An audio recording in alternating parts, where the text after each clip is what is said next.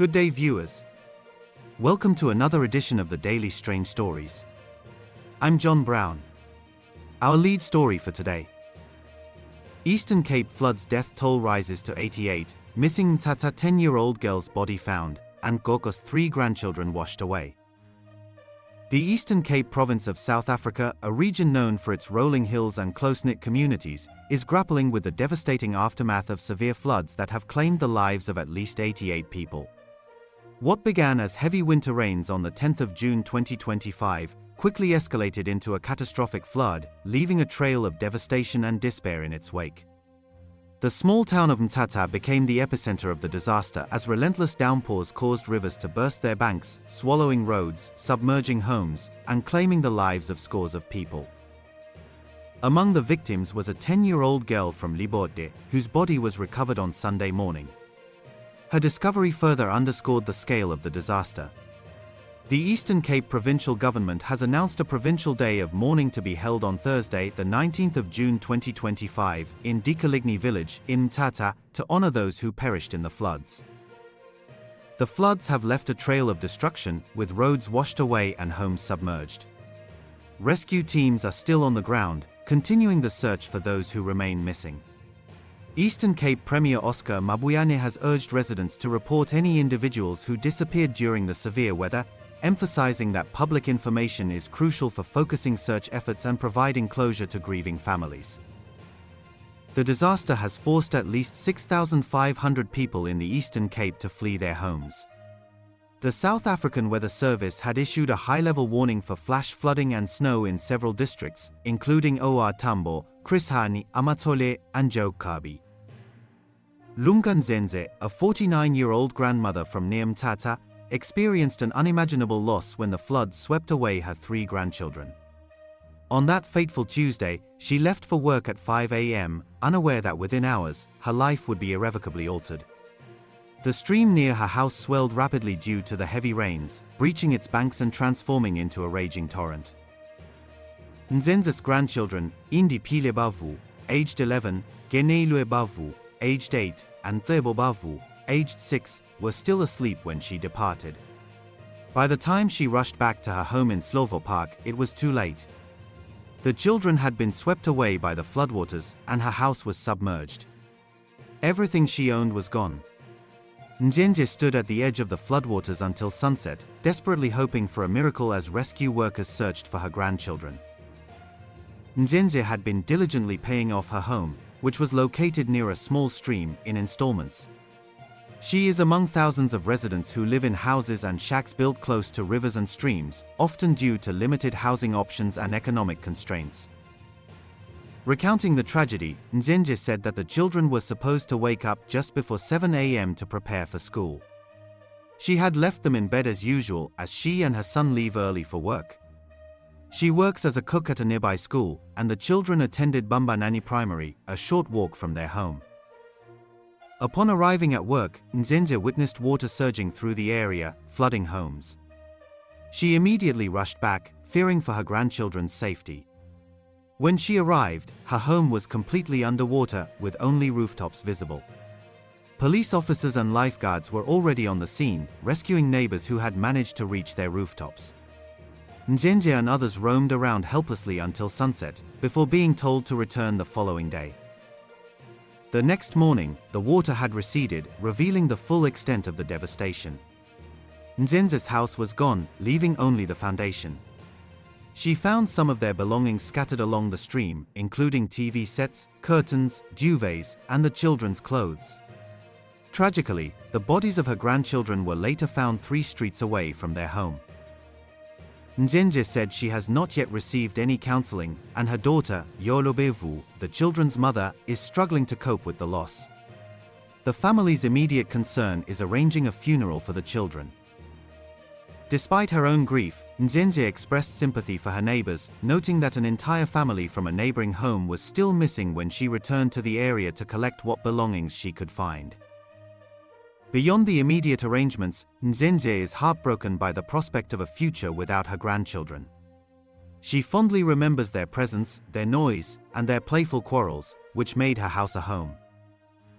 Nolwando Pazima, from Ngeleni, also experienced profound loss when her sister-in-law, Ndzendze Bavu, 43, and her 2-year-old son, Indiphile, perished in the floods.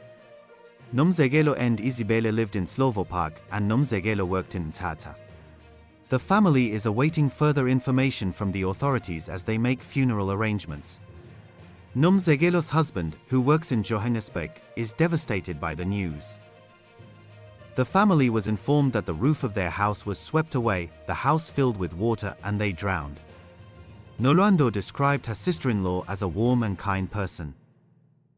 President Cyril Ramaphosa, accompanied by national ministers and provincial government officials led by Premier Mabuyane, visited the affected areas, including Keneilwe, the hardest-hit village in Mthatha.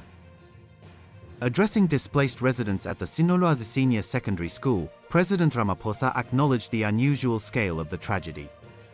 He praised the coordinated response from the government at all levels in assisting the victims and searching for the missing. Residents voiced their concerns to President Ramaphosa, noting that they were unaware of the weather warning due to disconnected electricity. Premier Mabuyane pledged to investigate the matter. OR Tambo district municipal officials refuted allegations that they contributed to the disaster by opening the sluice gates of the Mthatha Dam. Mayor Misuli Ngondwana dismissed the allegations as improbable, emphasizing that the municipality is focused on reinforcing water delivery efforts.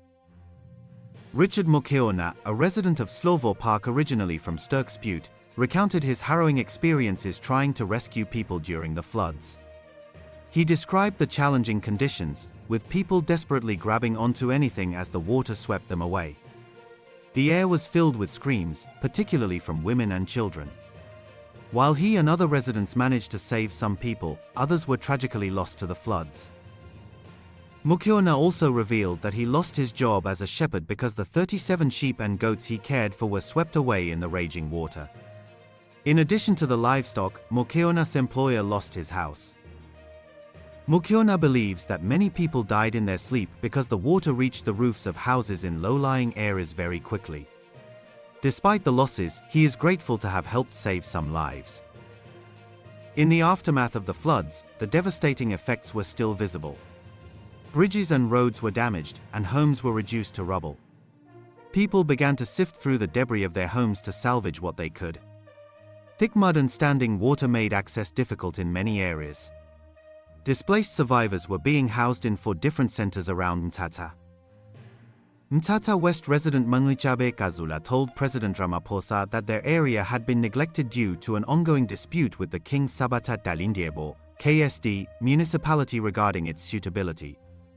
As a result, they had not received essential services, including electricity, since February. Speaking from the Keneilwe Rescue Center, Bavu said that the tragedy occurred while they were living in darkness. She believes that the extent of the damage could have been minimized if they had access to electricity and were able to hear weather warnings on TV or radio. Bavu also highlighted the lack of basic services in the area, including toilets, running water, and maintained roads. She expressed frustration with the perceived neglect, stating that they are only remembered during elections. Premier Mabuyane said that the government is seeking safer housing options for the displaced residents to prevent issues such as domestic matters that may arise from the current accommodation arrangements. Mabuyane acknowledged that the province had never experienced such widespread devastation from floods before, noting that previous floods typically occurred during the summer months.